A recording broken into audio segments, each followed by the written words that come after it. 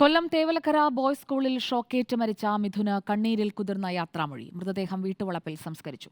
മകനെ ചേർത്ത് പിടിച്ചുള്ള അമ്മ സുജയുടെ അന്ത്യചുംബനം നൊമ്പരക്കാഴ്ചയായി.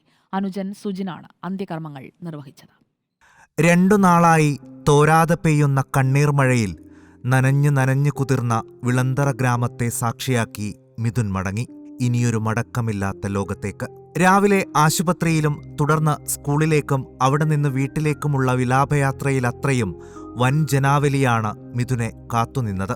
കാതങ്ങൾ താണ്ടി അമ്മ സുജ വീട്ടിലേക്കെത്തിയപ്പോൾ കാത്തുനിന്നവരുടെയും നെഞ്ചു പിടഞ്ഞു. അതുവരെയും കരളുറപ്പോടെ നിന്നവരും തേങ്ങിപ്പോയി.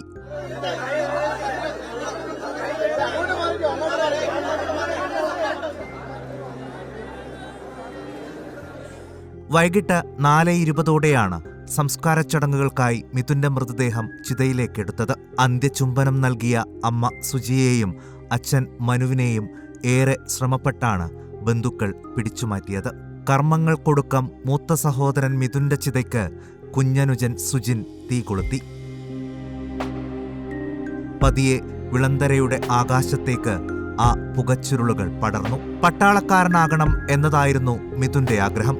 13 വയസ്സ് മാത്രമുള്ളപ്പോൾ ജീവൻ മുറിഞ്ഞുപോയ ആ കുരുന്നോർമ്മകൾ ഇനിയെന്നും നമ്മെ വേട്ടയാടിക്കൊണ്ടേയിരിക്കും.